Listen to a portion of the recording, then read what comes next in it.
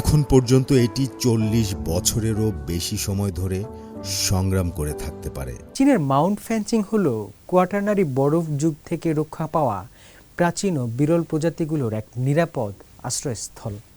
পৃথিবীর মধ্যে কেবল এই পর্বতেরই দেখা মেলে কুইচৌ স্নাব-নোজড বানর এবং 30 মিটার পর্যন্ত লম্বা চিরহরিৎ বৃক্ষ ফেনচিং শানফার। এছাড়া পর্বতটির আদিম অরণ্যে বাস করে Chinese giant salamander, Asian black bear ও ডোভ ট্রির মতো প্রথম শ্রেণীর সুরক্ষাধীন ও অনন্য বিপন্ন প্রাণী ও উদ্ভিদ।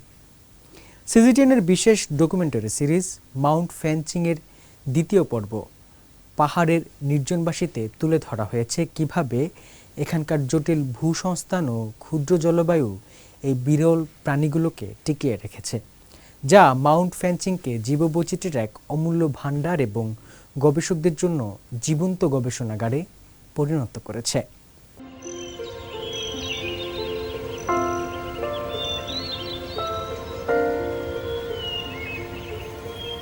ফেনচিং শান ফার গাছ চীনে প্রথম শ্রেণীর রাষ্ট্রীয় সুরক্ষার অধীনে থাকা একটি উদ্ভিদ।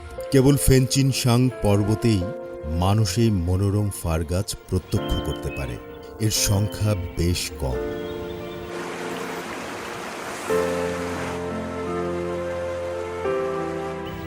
বিশ্বে পর্যন্ত 52টি ফার প্রজাতির আবিষ্কার ও নামকরণ হয়েছে। এর মধ্যে 22টি চীনে পাওয়া যায়। বিশ্বে চীনেই সবচেয়ে বেশি প্রজাতির ফার রয়েছে। এদের মধ্যে ফেনচিং শান ফার শনাক্ত হওয়া নতুন এক প্রজাতি। কোয়াটারনারি যুগে বেঁচে থাকার এক প্রতীক হিসেবে ফেনচিং শান ফার যেন পর্বতে লুকানো জীবনের সংকেত, যা প্রাচীন জলবায়ু ও জীবাশ্ম বিজ্ঞান বিকাশের গবেষণায় অত্যন্ত গুরুত্বপূর্ণ। International union for conservation of nature and natural resources এটাকে পাইন জাতীয় গাছের সুরক্ষা তালিকায় অন্তর্ভুক্ত করেছে। ফেনচিং শান ফার কেবল খাড়া উপত্যকায় 2100 থেকে 2300 মিটার উচ্চতায় জন্মায়।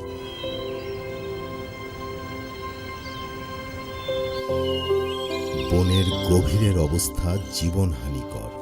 বেশিরভাগ সূর্যালোক আটকে রাখে এর ঝোপঝাড়। মাটিতে ছড়িয়ে ছিটিয়ে রয়েছে ঘাসের টুকরো।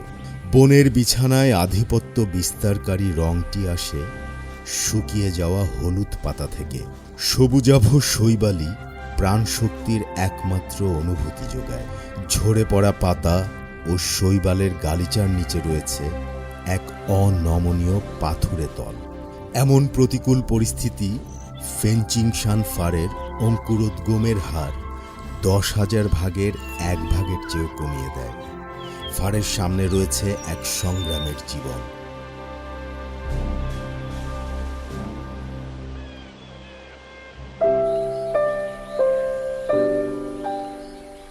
আমাদের সামনের ওই সূক্ষ্ম ছোট উদ্ভিদটি হল ফেনচিং শান ফারের চারা।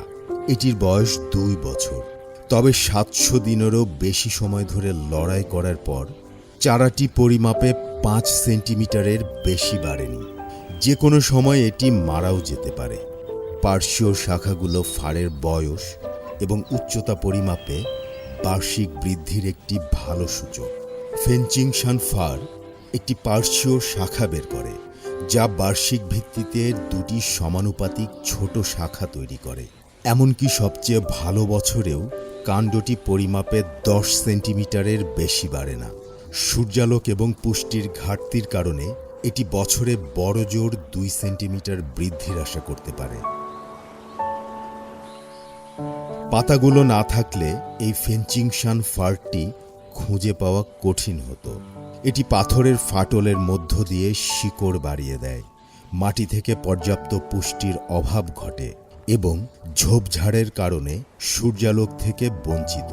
3 দশকেরও বেশি সময় ধরে এটি 1 মিটারেরও কম উচ্চতায় পৌঁছতে একগুঁয়েভাবে বেড়ে ওঠার চেষ্টায় থাকে। এটি প্রায় 3 মিটার উঁচু। সূর্যালোক এবং বৃষ্টির ফোঁটা বেশি পেতে এবং মৃত্যুর হুমকি এড়াতে এটিকে ঝোপঝাড় ভেদ করে উপরে উঠতে হয়। এখন পর্যন্ত এটি 40 বছরেরও বেশি সময় ধরে সংগ্রাম করে থাকতে পারে, অথবা আমরা যতটা জানতে পারি তার চেয়েও বেশি। এই ফেনচিংশান ফারগুলোর যেগুলো ঝোপঝাড়ের ওপরে গর্বের সাথে দাঁড়িয়ে আছে, সেগুলো পর্বতের ঢালে এবং কুয়াশাচ্ছন্ন মেঘের মাঝে মাথা তুলে দাঁড়ানোর আগে 1 শতাব্দীরও বেশি সময় ধরে প্রচেষ্টা অব্যাহত রেখেছে। ফেনচিংশান ফারগুলোর বেঁচে থাকা এক কঠিন প্রতিকূলতার বিরুদ্ধে নীরব প্রতিযোগিতা। বিস্তীর্ণ বিশ্বে ফেনচিংশান ফারের বেড়ে ওঠার জন্য রয়েছে কেবল এক টুকরো ক্ষুদ্র আবাসস্থল। 70 হেক্টরেরও কম এই ভূমিতে বাস করা ফারগুলো যেন কালজয়ী সন্ন্যাসী। 20 লক্ষ বছর আগে এরা ফেনচিংশান পর্বতে তাদের ঘর বানিয়েছিল। হইচই ও কোলাহল থেকে বিচ্ছিন্ন হয়ে তারা এখন নির্জনতার জীবন উপভোগ করছে।